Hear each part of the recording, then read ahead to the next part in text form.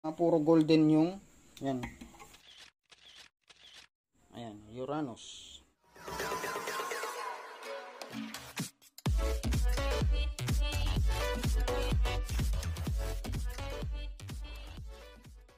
Okay, watch up. Ayan. So, ito, mayroong nakahain dito na Uranus. Ayan, Uranus. Brand ng Juson. Okay, so ayan guys, so ito yung kanyang loob. Ayan. So, bago natin i-repair, so i-review muna natin kasi wala pa tayong Uranus review. So, yung Juson Saturn, mayroon yata tayong review noon.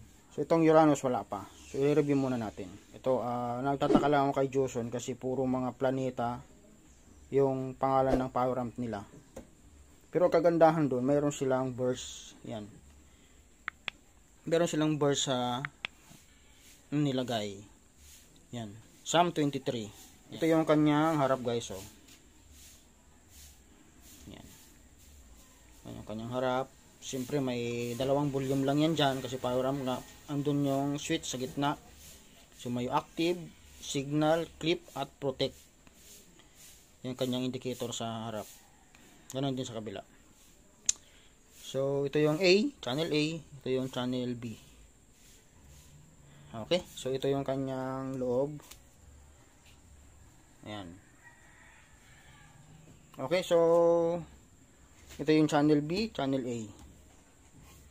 Power supply. So ito yung kanyang power supply. So 8 capacitor ang ginamit diyan na yan, kita ba? So 8,200 by 63 volts. Okay, so napansin ko dito merong kagad sunog dito banda sa channel A. Ayan. Hanggang natin ang fill light. Ayan oh, kita niyo ba sunog? Tapos meron pa dun banda. Channel B, channel A. So ano siya? 2, 4, 5. 5 pers yung kanyang ginamit na output. Main board. So hindi ako nagkakamali, parang board lang din ito ng yung LX10 at LX20. Ayan o. Hindi sila halos magkahawig. Ayan guys o. Mayroong nga siyang bias. Yan yung trimmer din o. Yan din yung karaniwang nasisira sa mga LX. Kahit man yung Tucson-Ra na clone ng Yamaha. So halos ganito rin ang board. Okay, so ito yung channel A ang may issue siguro. Pero di pa natin sure kung mayroon ding issue ang channel A at channel B. Lipin nga natin kung may sunog. Oops. Lipin natin kung may sunog. So dito wala, klaro naman dito, walang sunog. Okay. Tapos, ilan namang diode ang ginamit dito na bridge type.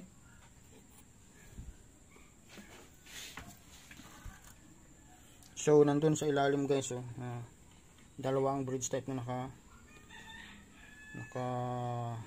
tama ba, dalawa? Ay, isa lang pala, nandun lang. Ayan, oh. Yan yung nakalagay bridge.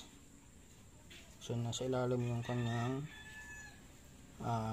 bridge type diode.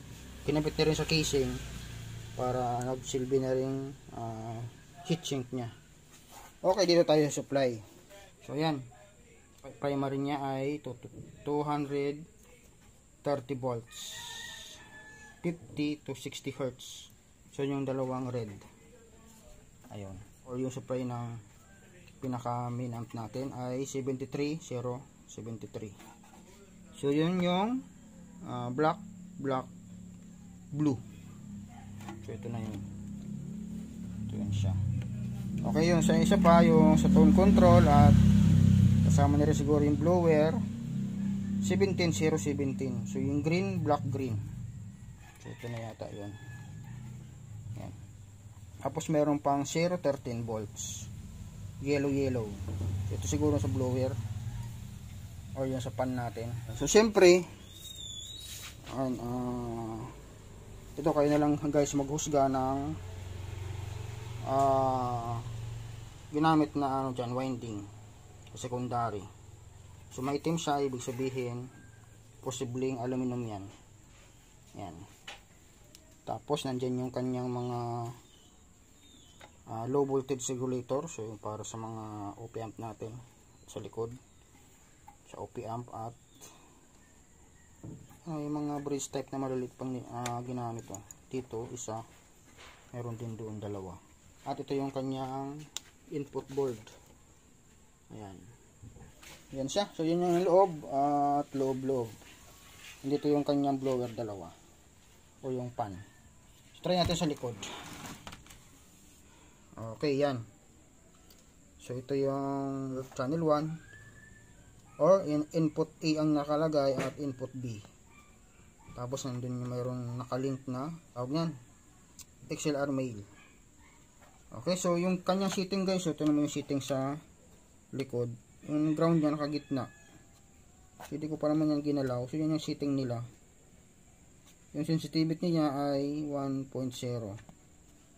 Tapos yung low pass filter at pass sa gitna din. At nakaparallel yung kanyang input. So baka dito nagka-issue sa input nila, kaya nagloko. Or malamang mismatching ito ng speaker or overdrive na naman, kaya sumabog yon. Okay, so yun yung kanyang likod. Ito pa pala speak on terminal. Nandiyan yung letter channel A, channel B. Tapos siyempre may binding post left and right din, or channel A and B, fuse, at ito yung kanyang AC cord. Ayan. Okay, nandun yung protect signal at yung indicator, pati yung volume. Yan, so yun yung kanyang loob at labas, pati yung mga supply. Okay, so hindi ko na sa plinag in kasi ang sabi nga umusok daw. Kaya dire-diretso na, binuksan ko na diretso at di ko na try na plinag in kasi nga may umusok, so baka lumala pa. Okay, so kakalasin ko muna guys yung itong channel A. Tama ba channel A? Yan, channel A. Tapos kasi yan nga yung issue. Alamin natin kung ano yung mga sira at kung ano yung mga kailangan palitan. Yan. Tapos ito check na rin natin yung channel B. Yan.